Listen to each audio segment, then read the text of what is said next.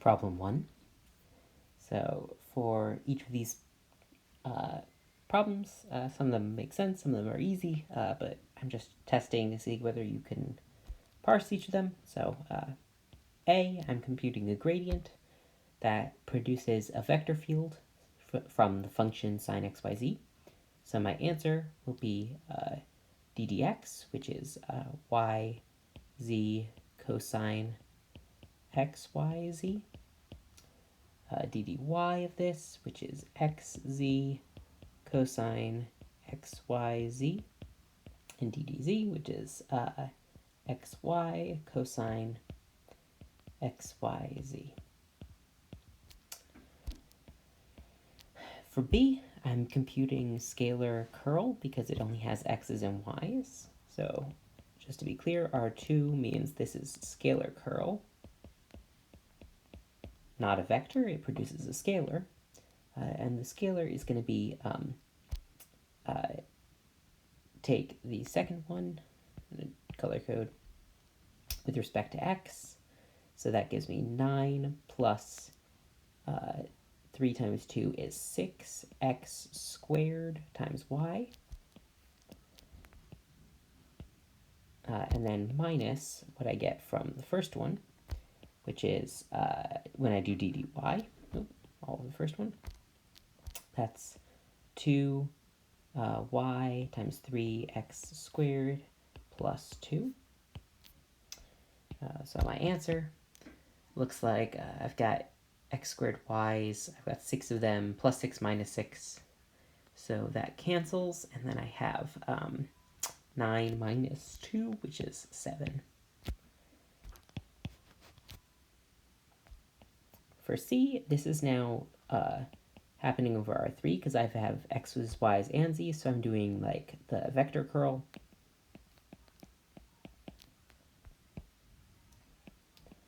So to compute that, I do I hat, j hat, k hat. I always write out my determinants. D dx, d dy, d dz. And then my first function is y e to the z, x cubed minus y squared plus z cubed, and x, y, z. And so my I component is going to be xz minus, because I'm doing this d dy, so it's this minus this. So minus 3z squared. My y component is minus what I get from the determinant, so d dx of xyz is yz, and then minus d dz of ye to the z, which is ye to the z.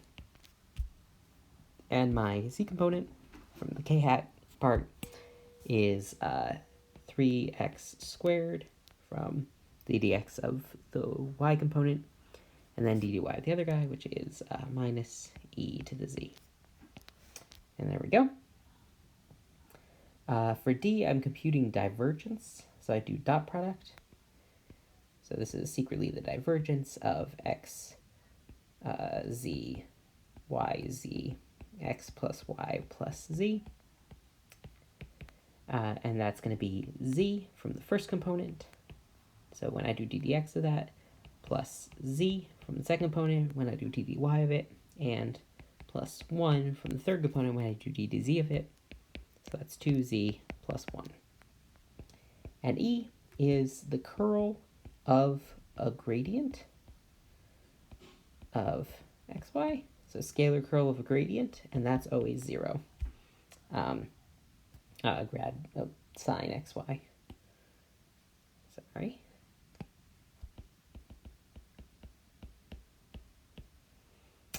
So this is just always 0 because curl of gradient is 0. So for problem A, problem 2, part A, I'm going to look at this problem. The integral they ask me for is an integral around a closed curve of a flow, and so I can use Stokes' theorem to re-express that as if I write C as the boundary of the region R, which is inside of this region now. So R is all of this inner region. Then this becomes the double integral over R of, by Green's theorem, the curl of f dot dp. And I can compute the scalar curl of f easily. So curl of f here is just take the derivative with respect to x of the second component. So I have to use product rule there. So I get minus 3 e to the minus 3 xy plus minus 3x. And then when I take the derivative with respect to x, I get e to the minus 3xy times minus 3y. Just for my first component, and minus what I do for the second component, which looks like minus 3 e to the minus 3xy minus 3y. My chain rule term becomes minus 3x e to the minus 3xy, which looks a little messy, but all of this simplifies a lot. So I've got every term has an e to the minus 3xy. So the curl of f is just equal to e to the minus 3xy times, the first one has a minus 3 on it. The second has a, I just see that I added a negative here to product rule, so I'm canceling that one. So I got minus 3, minus 3x from the second term.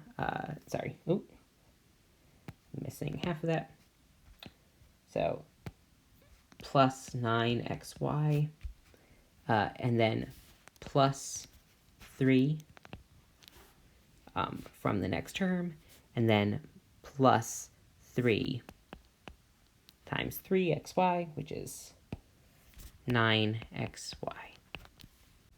Oh, and I see that I missed, this time I'm going to highlight this, I missed this negative sign distributing onto this term, so that's going to change this sign right here to be negative.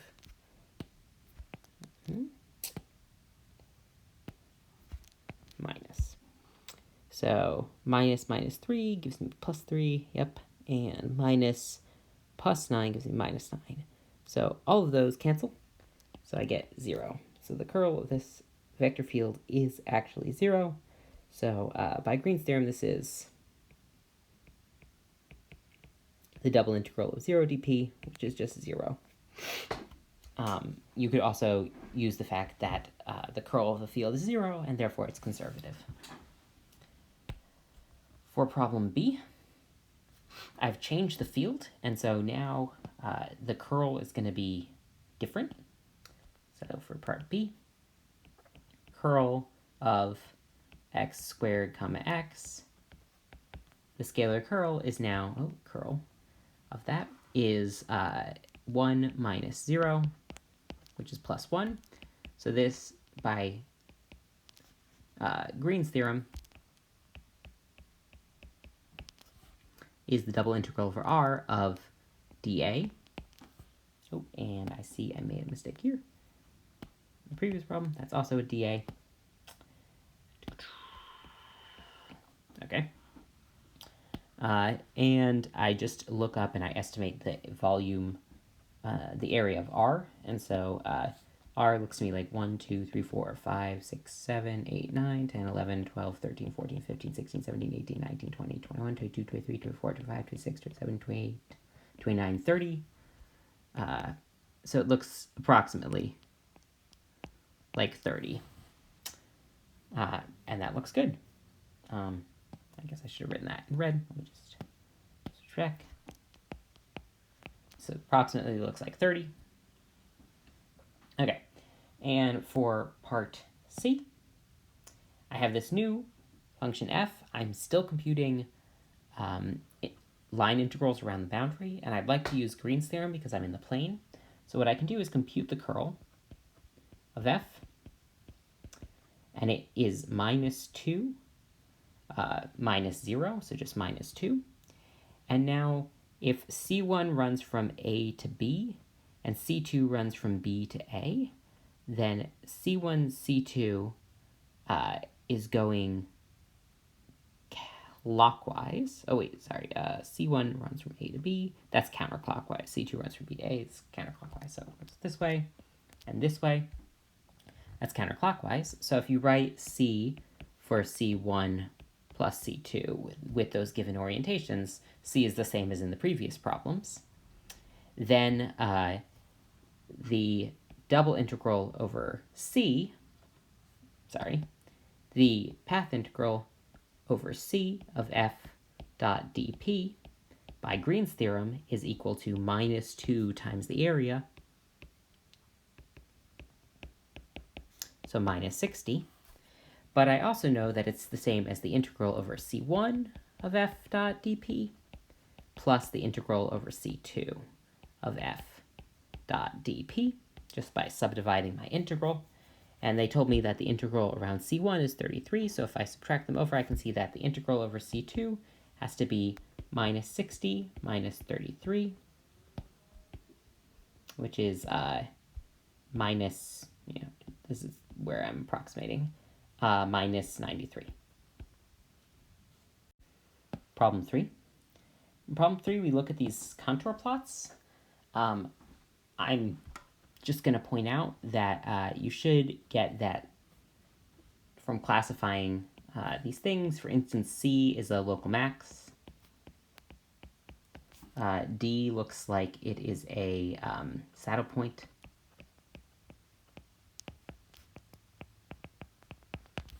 And that's probably, those are the only points you could have easily classified, but you should also be able to do things like estimating the slope of a tangent line in the x direction or something like that to this surface. So you should be able to estimate partial derivatives by making little steps on these graphs. So just remember that. So I'm now taking a path from point A to point B. Notice they did not say straight line path, so my path for problem B might be something like this. Here's L. But H is a gradient path, so this integral over L is actually the integral of the gradient of G dp. And by the fundamental theorem of calculus, that's the same as G at B minus G at A. And G at B is at 2. And G of A is at 4. So I get minus 2, always. But I'm just pointing out it's really pretty useful to remember how the fundamental theorem of calculus can be applied to these sorts of contour plots. Finally, for part C, let's color code again. Let's go to green. CB is the level curve containing the point B, drawn in a counterclockwise fashion. So that it's just worth drawing. That is that curve, and it's oriented counterclockwise. So it looks like this loop. The integral of CB h dn is what? And h is again the gradient field. Now, the thing is,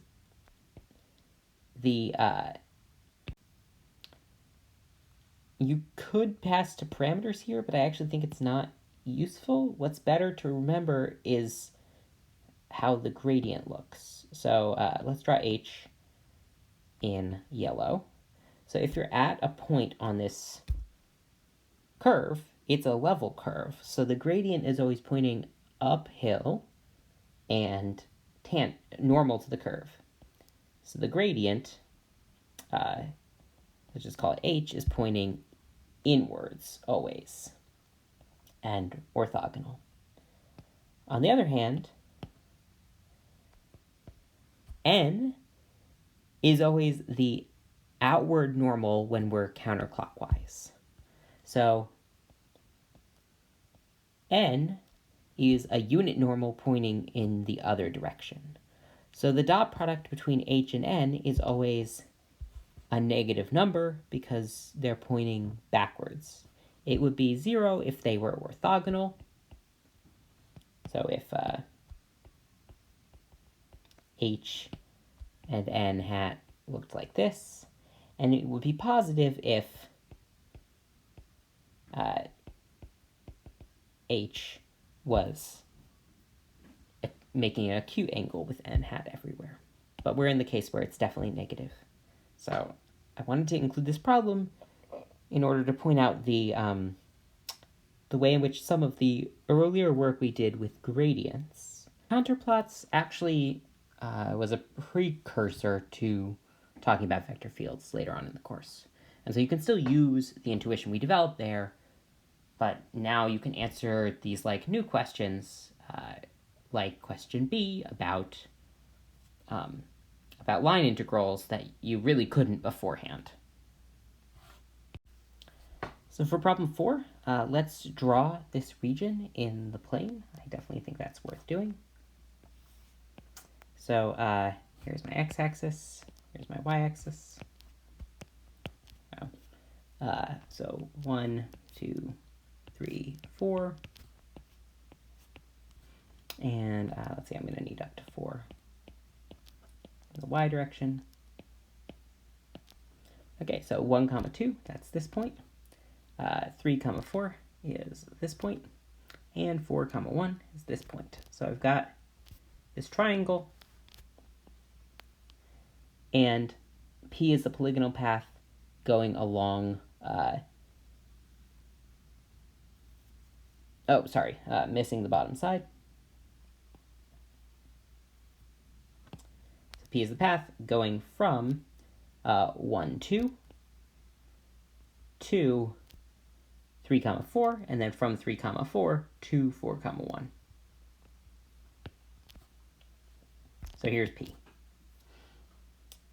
And I'm going to let T be all of this region.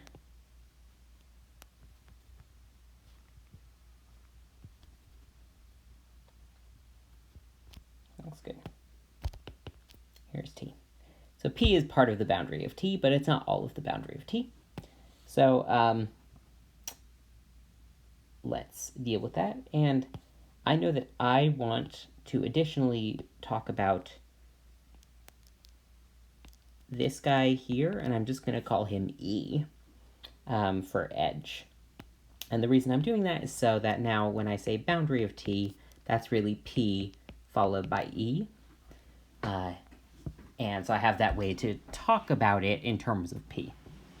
So let's compute each one of these. Figure out what theorems we can use. So for A, computing the double integral over T of dA.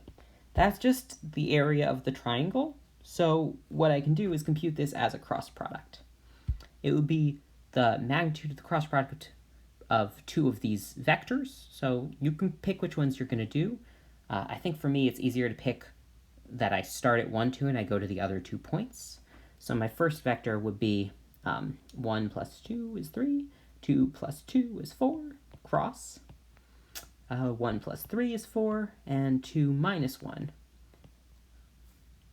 is 1. So I take a cross product of these two vectors. And for two-dimensional cross products, I just compute that as what, 2 times minus 1. It's like the determinant of 2, 2, 3, minus 1. In fact, why didn't I just write that over here? So, and take an absolute value. So 2 times minus 1 is negative 2 minus 6. That's negative 8, so I get 8 as my area for the triangle. That would be the area of that parallelogram, so let's correct this. I'm just going to put a 1/2 in front of all of this. 1/2 divided by 2, 4. There's a good thing to check yourself on. Okay, B. I'm taking an integral around a closed loop of a vector field. it's the way I look at this. And so now I know the area of t already, so I could try using Green's theorem directly. So the integral around the boundary of t of 2x comma 2x plus 3y comma 3x plus 3y squared dot dx dy by Green's theorem. So remember, dx dy is my dp form. I can take the curl. So I take the scalar curl of this. I get 3 minus 3, which is 0. And that's just fantastic. For C, I group these a little differently. Oh, right, I'm just doing P. So what I can do for P, since my curl of my vector field is 0, I secretly know it can be anti-differentiated. So I secretly know that there's a function g such that the gradient of g is 2x plus 3y, comma 3x plus 3y squared. And so I'm just going to do some antiderivatives in my head and figure out what this is.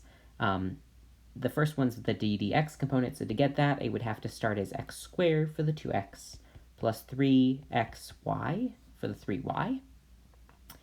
To get the other one, 3xy gives me 3x, and so I just need to get this 3y squared, and so that term has to have only y's in it, and it would be plus y cubed. And then you could add a plus a c, but this works.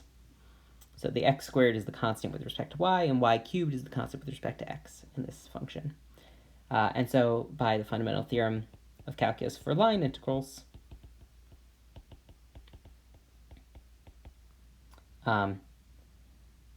the integral along P of the gradient of g dot dp is just g at the end, which is 4 comma 1, minus g at the beginning, which is 1 comma 2. And g of 4 comma 1 is 4 squared, which is 16, plus 1 times 4 times 3, so that's 12, plus 1, minus g of 1 comma 2, which is 1 squared, which is 1, plus 3 times 2, which is 6, plus 2 cubed, which is 8. So that difference, 8, 9, 15, and on the left-hand side, we got 28, 29. 29 minus 15, which is 14. For our final problem, we have to integrate around the boundary of dt of this other form. So we're now changing. So you could do this as a normal form and do that form of Green's theorem, but I just find it easier to always do the form, the flux form, or the flow form rather than the flux form. So what is this new vector field? 3x squared plus 3y, comma, x plus 3y. Let's write better 3. dx dy. And so by Green's theorem, that's the same as the double integral over the triangle of 1 minus 3 dA, which is going to be negative 2 times the area, which is 4, which we know from up above, so negative 8. And we're done. Hopefully this gives some insight for how to address which fundamental theorem of calculus to use for each of these. In my head, the ones which are closed curves, so B and D, I kind of defaulted to using Green's theorem, and the one which was a path, I used the fundamental theorem of calculus for line integrals because it has endpoints, and because I had already computed that the curl was 0. Problem 5. I think the hardest part of this is just understanding what h is. So just put it this way. Here's what b is. So here's b, and it's given the outward normal orientation. And then what's happening is we have this plane, x plus 2y minus z equals 0. And I haven't drawn axes, so I'm just going to draw the plane kind of like this. And it comes through and it slices this in a circle in some weird angle. And I'm taking the top half. So I'm taking h to be this kind of rotated hemisphere. And that's the picture. And it's still oriented up. So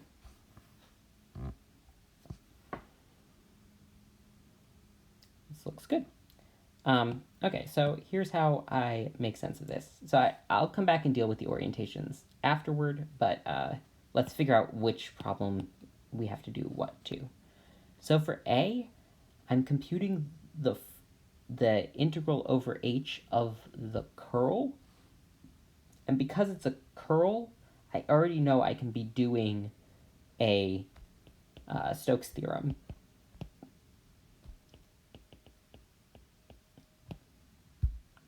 To it. And so let's just do that. So by Stokes,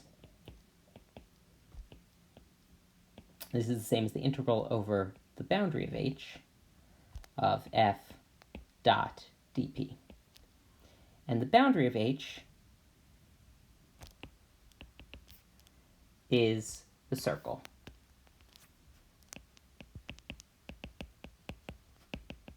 In the plane, x plus 2y minus z equals 0. So because h is the upper hemisphere, I can, like, it's maybe harder to write down a normal vector for h, but it's easy to write one down for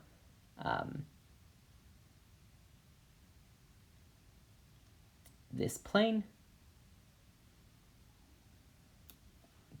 Maybe I'm getting ahead of myself. Yeah, I'm already one step ahead. So I just also, you basically always want to do Stokes twice.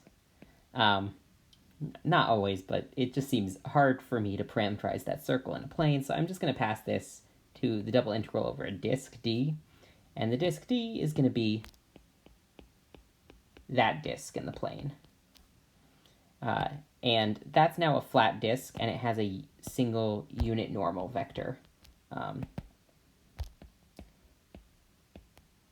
Let's just call it n, which is coming from the plane, and that works for d as well, because d lives in the plane. So this becomes now the curl of f dot n hat ds of d.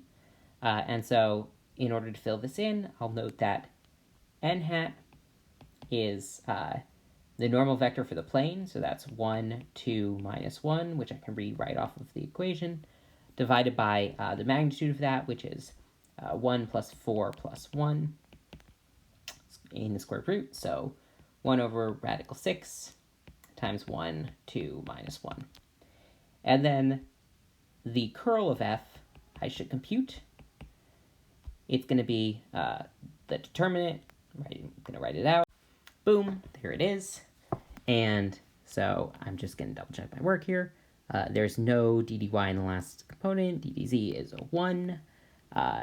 There's a negative on the next one. ddx of the last guy is 1. ddz of the first one is 0.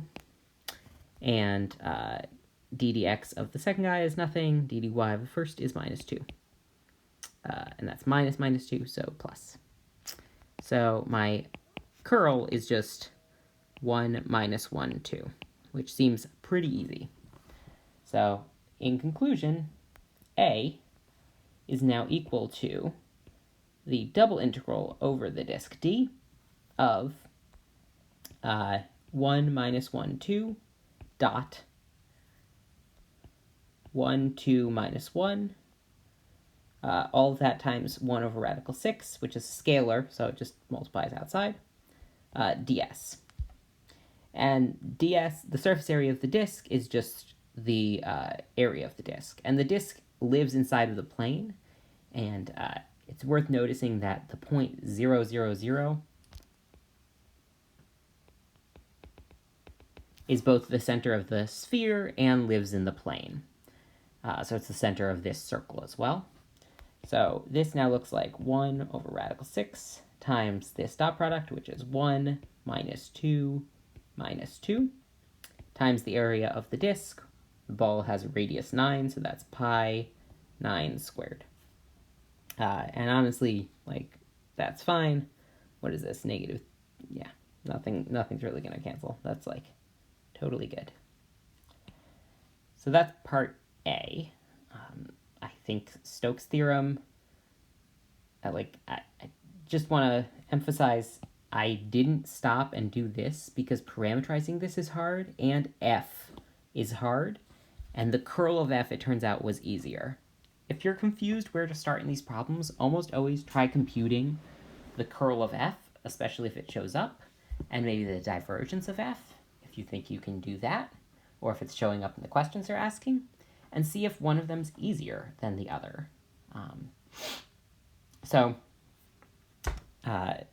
Yeah, so it seemed easier for me to do the integral when I have a curl in it, and when I've passed from a hemisphere, which I do know the surface area of, but n wasn't fixed, to a flat disk where it has the same normal vector at every point. And the fact that we picked this normal vector that was pointing up,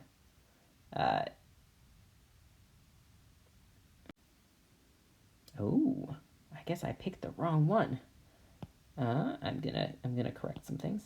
So I picked this one, but it's actually pointing in the negative z direction. So the one I picked is going down. So I need to pick minus the one I picked everywhere. So I'm gonna just put minuses on everything. So put a negative here, and then just negate your answer, and you'll get the right answer. So that's a 1-point mistake that I made, but I checked over and things made sense. So just to be clear, I wanted n to be pointing in the positive z direction, and the n that was given pointed in the negative z direction. And I wanted it pointing in the positive z direction because h lies above the plane, the way I've drawn it, and is oriented upward in the positive z direction. So here's the way n looks on h. Yeah. Okay, small mistake. And I caught it, which is all that matters. So, problem B. Now I'm asked the double integral over b of the curl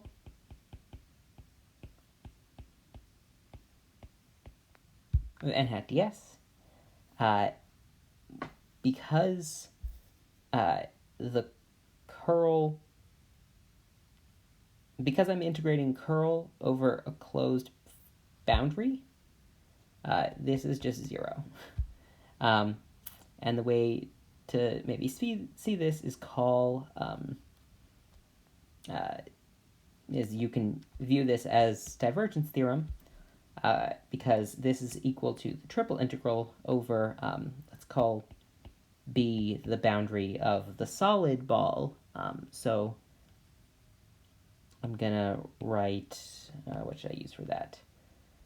Let's just say C for solid ball. We aren't using C, so that works fine. Triple integral over C of the divergence of the curl of F, and that's one of those I did 2 things in a row that's in the order that cancels. So all of that's 0, and therefore 0. So B was kind of the giveaway, and A was a little harder and used Stokes' theorem in a clever way. So the final problem, I'm integrating f dot n hat ds over b, the whole boundary of b, not the curl, just actually f. And so now I can similarly use divergence theorem. So let's give myself a little bit more space. I guess I wrote f there, so I'm good. So integrating f dot n hat ds is the same by divergence theorem as integrating over c, the interior of the ball.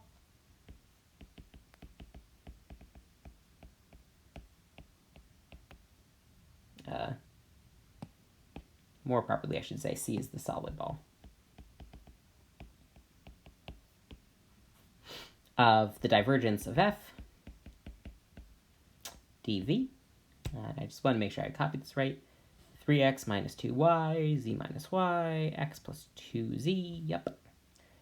So my divergence is 3 minus 1 plus 2 dv, and the volume of a ball is 4/3 pi r cubed, so 3 minus 1 plus 1 is 4 times 4/3 pi 9 cubed. And there's my answer. Problem 6.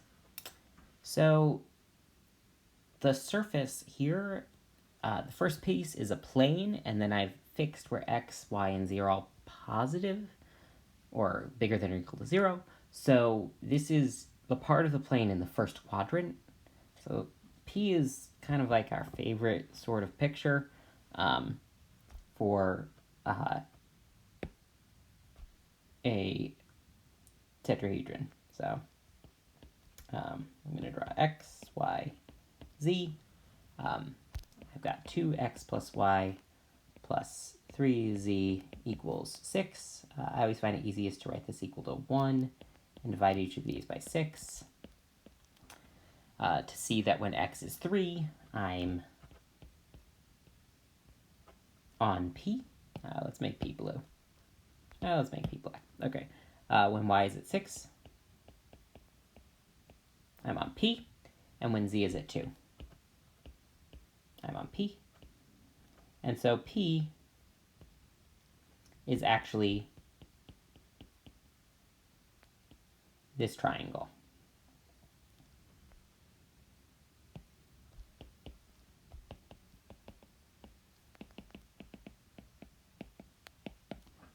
It's a triangle living in this plane. And n hat points away from the origin. So I can read n hat off of the formula for the plane. So it's 2, 1, 3. That's pointing definitely in the positive direction. And I have to divide it by its length, so that's divided by the square root of 4 plus 1 plus 9, so 14. 2, 1, 3. Okay. Let f be 756, and now compute this f dot n hat ds without computing any antiderivatives. This should definitely be over p. Well, f is 756, so this is just the double integral over p of 1 for radical 14. F is, I'm going to write them vertically, 756 dot 213 ds. The surface area of P is an area, so because it's flat, so I can compute it using a cross product because this is a triangle. So it looks to me like this is 1 over radical 14 times 14 plus 5 plus 6 times 3 is 18. I'm good at math. And then times the area of a triangle, which is 1/2 the magnitude of, now take a vector. I'm going to use this point as my base point, so I'm going to take these two vectors and cross them. And if you want the z component to be positive when you do the cross product, you should go from the one that points in the y-axis to the one that points towards the z-axis, because then by right-hand rule, it's pointing in the positive z direction, because it's kind of coming up rather than in the negative z direction. Its z component will be positive. So that means that my formula should be minus 3, 6, 0, cross, minus 3, 0, 2. And you can quickly compute this cross product. And I got that it is 12, 6, 18, I think.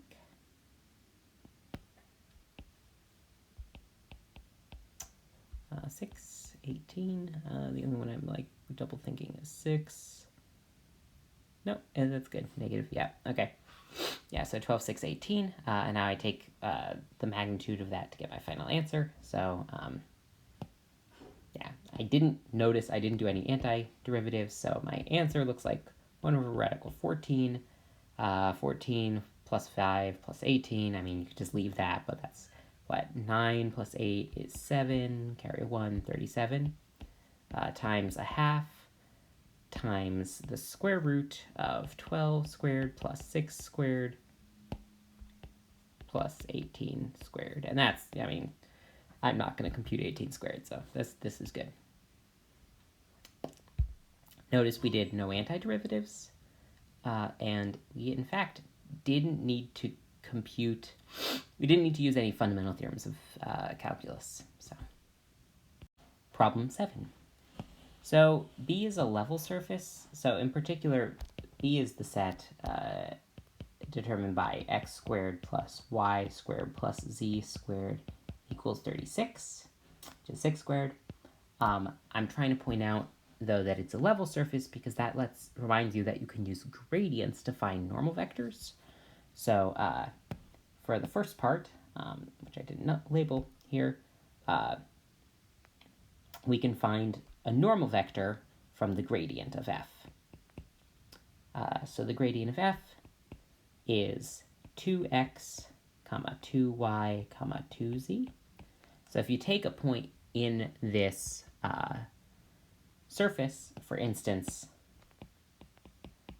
and this is not really part of my solution, I'm just trying to be didactic, so 6, 0, 0 is in the surface, then at that point, a normal vector is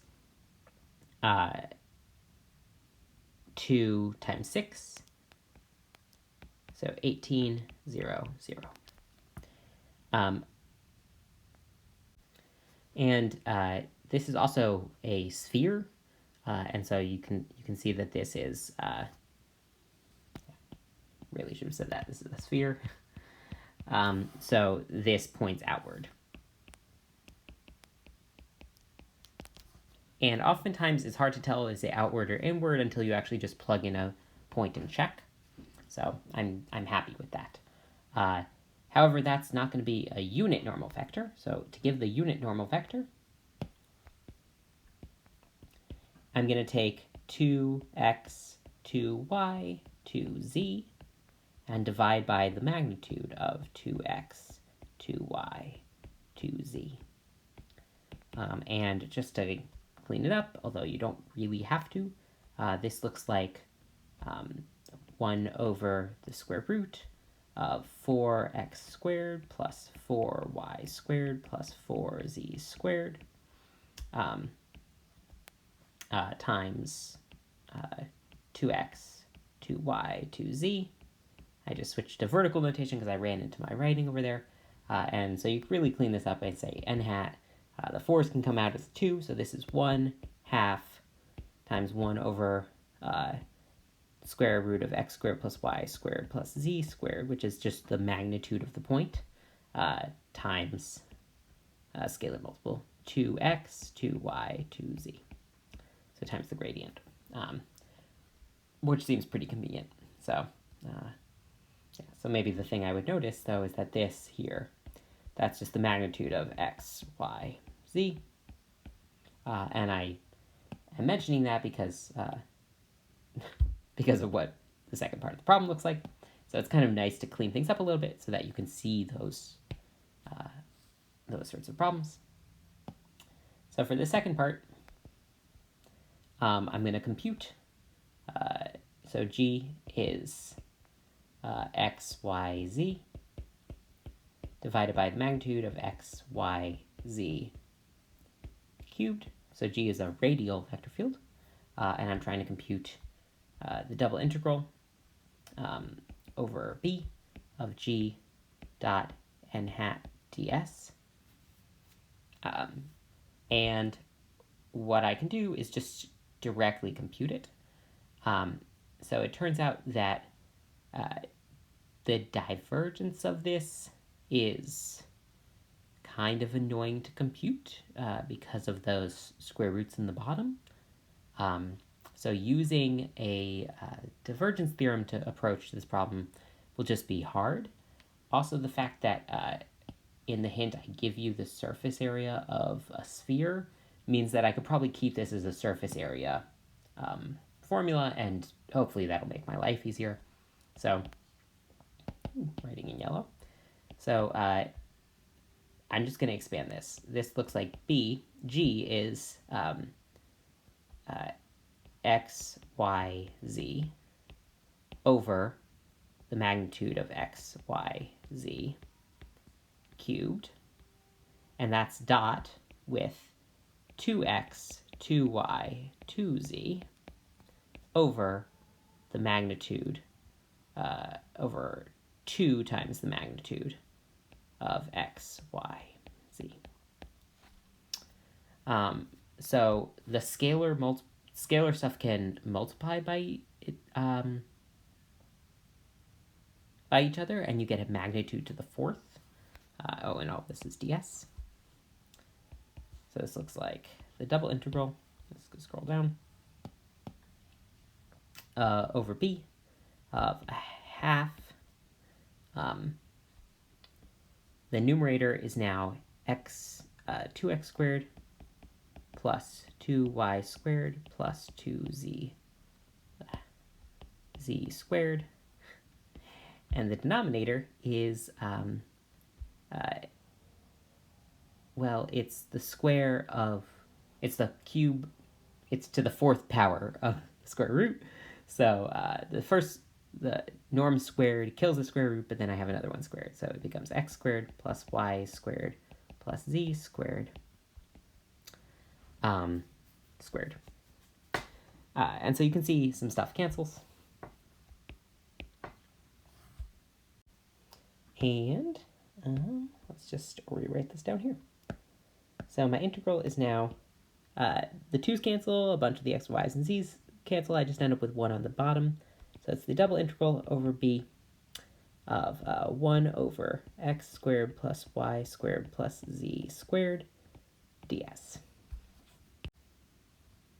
And now here's the great thing. Any point you plug in on the ball, this is actually constant because x squared plus y squared plus z squared, that's just rho squared, i.e. my radius of b squared. And so I'm just going to scroll up and see that b is a sphere of radius 6. So this is all just 6 squared. So the whole integral that I get ends up being 1 over 36 times the double integral over b of ds. And whenever you get down to just volumes of spheres, surface area of sphere, volume of a cylinder, something like that, you can use a formula from geometry and just attribute it. So it is totally okay to say this is surface area of the sphere.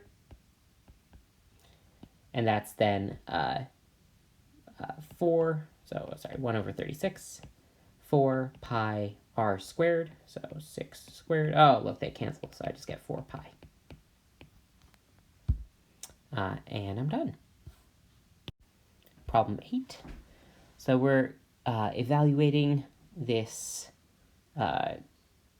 integral, it's a circulation integral over S, and S is a portion of a sphere with radius 4, and Z is positive. So just to draw, because I always think it's good to, S looks like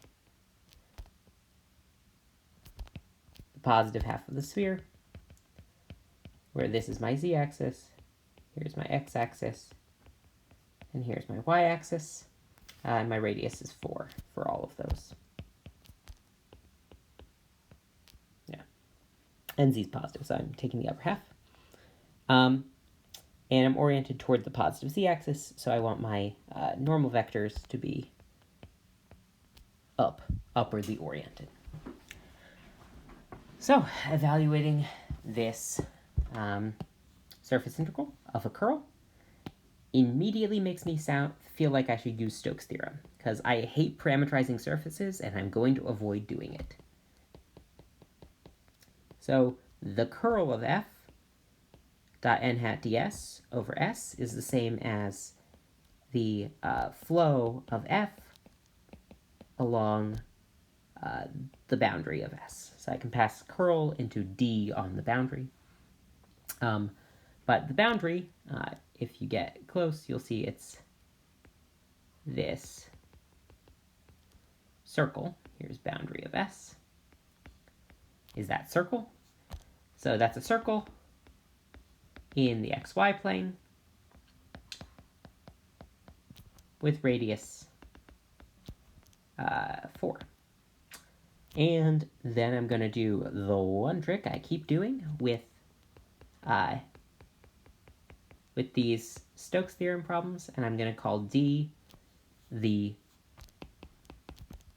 disk in the xy plane with radius 4. And so I can redo Stokes' theorem again, because f still looks just too messy to actually compute something with, even if I parameterize my circle, which I can totally do, but I don't want to. So I'm just going to pass this back, because the boundary of S is also the boundary of D, with the same positive orientation, because it's going counterclockwise around the plane. So D, just to be clear, also has the upwards orientation. So it's now the double integral over D of the curl of f dot n hat ds, but on D, n hat is just 0, 0, 1.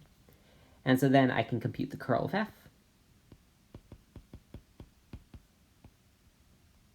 So I take a determinant, I, j, k, d, dx, d, dy, d, dz, y minus x, yx cubed. And what I get is my I component is 3, x cubed minus 0. My y component is 3x squared y minus 0, and with an extra negative sign on it. And my z component is minus 1 minus plus 1. So it looks like I have x cubed minus 3x squared y and minus 2. Okay. Which, again, looks bad, except that I'm dotting it with 0, 0, 1, so the only factor that will appear is this minus 2. So those other terms, which were complicated, really don't matter for the disk, but they would have mattered if I tried to parameterize the hemisphere. But we avoided that. So our final answer is that this is the double integral of minus 2. So minus 2 times the surface area of D. D is a disk of radius 4. So that's 2 times pi 4 squared. And we're done. Problem 9, last problem. So we have this kind of complicated surface, although I think the hard problem is just drawing the surface. So let's do it piece by piece. So this first top piece, that's z equals 4 minus 3 x squared plus y squared. So you should read that as 4 minus 3r squared in the zr spherical coordinates. So this is a downward facing parabola in zr. And that's where I think it's easy to graph this. So 1, 2, 3, 4. And between z equals 1 and 4, it's doing this. So it's a downward facing parabola. So it looks like this. Up to degree 1, between 0 and 1, let's draw this. This is 1 equals r squared, which is just a cylinder when you revolve it. And then at the bottom, it's z equals 0. So let's draw that. Looks like this. So your total picture for what this looks like is you've got I'm going to draw it now in perspective. You've got this downward facing paraboloid on top. In the middle, you have a little cylinder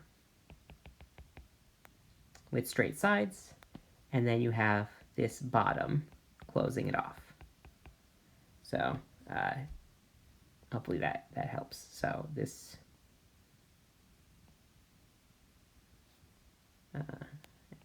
maybe I'm trying to make it clear. I've got the outside of this thing. So yeah, so you got something like this. Yeah.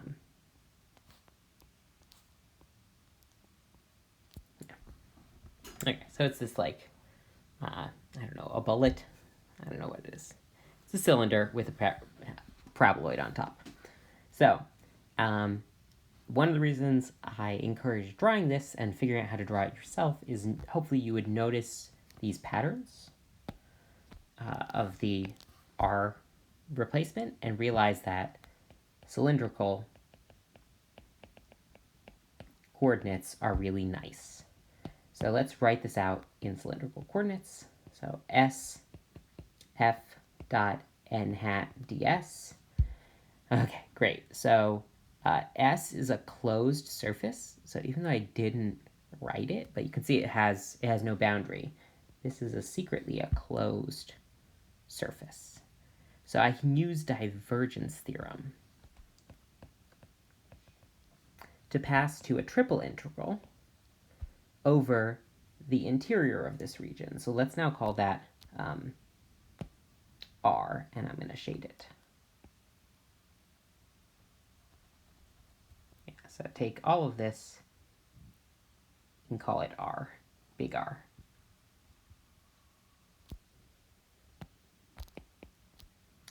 So make R such that the boundary is S. Then this is now the triple integral over R of the divergence of F, and divergence is easy to compute, so I get Y minus Y plus 1 dV. So that definitely looks like it's just the volume of this surface. So this was a complicated way of asking you to compute the volume of this surface, and hey, I should set it up in cylindrical coordinates. That would be the easiest. So my cylindrical coordinate volume form is r dz dr d theta. My thetas are going all the way around, so theta goes from 0 to 2 pi. My r's, if you are at a given point, what color have I used? Yellow. So if you're at R out here, R is starting at 0 and going out to that point there, which is R equals 1. Yeah, so R is just constant going from 0 to 1, constant bounds. But then if you're at a given r height, you start here and you go up to this curve. And even over here, because it has cylinder sides, you're still going up to that blue curve. So we actually get to use my z-bounds start at 0, and they go up to the top graph, which is z equals 4 minus 3r squared, which is just pretty nice integral to compute. So let's do the inner one, because that's the only one with functions in the bounds. So 0 to 2 pi, r from 0 to 1, and I get dz integrates to be z, and I evaluate, I get r times 4 minus 3r squared, which is 4r minus 3r cubed, dr d theta. And now I have constant bounds, so I can integrate in my whichever order I want. I'm so excited to be done. R integrates to be r squared, so 2r squared minus r to the fourth times 3/4 evaluated from r equals 0 to 1 times, and then you're also going to pick up a theta, evaluate from 0 to 2 pi.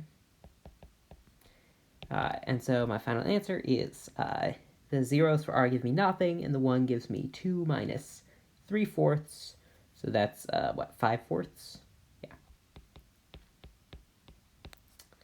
Times 2 pi minus 0. And there's my volume, and there's my answer, and now I'm done. I'm going to post probably another lecture video. Sorry, not a lecture video, another Q&A maybe on Monday of next week.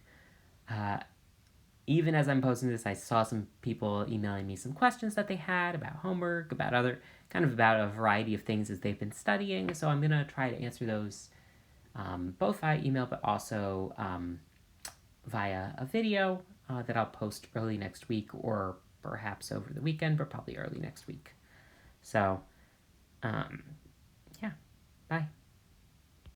And good luck studying.